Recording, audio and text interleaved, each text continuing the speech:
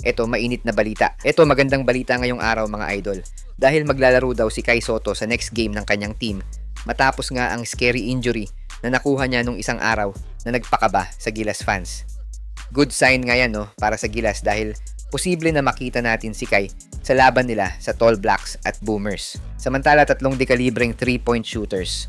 Naka-standby na daw at naghihintay na lang ng tawag sa Gilas. Sino-sino kaya sila? Tara alamin sa video natin ngayong araw. Pero bago yan, like and subscribe lang mga kabady para sa latest basketball news and highlights.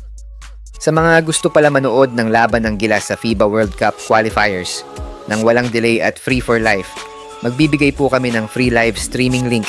All you have to do is i-like lang po ang aming Facebook at YouTube channel para mabigyan po kayo ng unlimited access sa mga sports games sa buong mundo.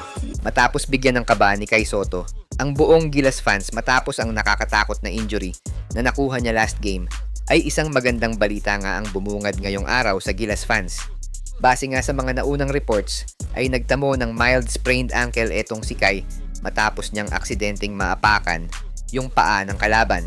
Pero base sa mga napanood kong video, ay parang sinadya nga daw na hawiin ang paa ni Kai ng player na na-block niya. Kaya marami din talaga ang nagalit sa second motion na yan ng player from B-League.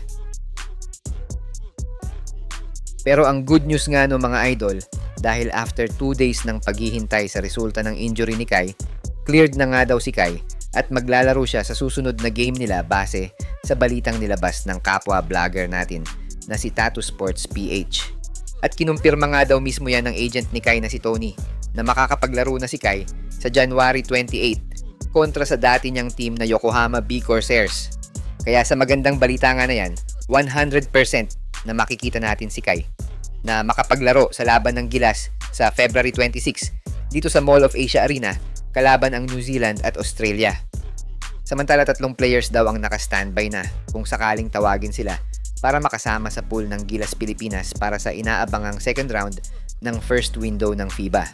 Kabilang nga sa 3 players na yan, sina Jordan Heading, Ray Parks Jr. at si Matthew Wright na mga kapwa legit shooters na pwedeng maging game changer sa pool.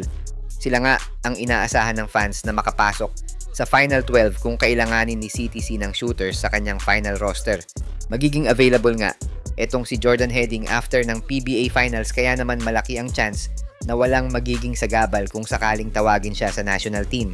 Same nga din kay Ray Parks na magiging available naman sa February window since nagbibigay naman talaga ng daan ang Japan B-League sa mga players nito kapag pumapasok na ang FIBA season.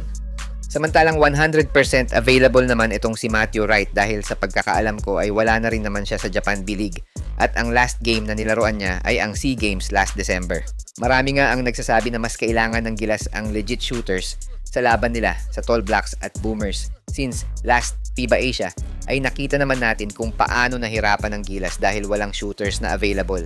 Para sa'yo idol, time na ba na ipasok ang isa sa kanila? Sino ang mas okay sa lineup ni CTC, si Jordan Heading, si Ray Parks Jr. o si Matthew Wright?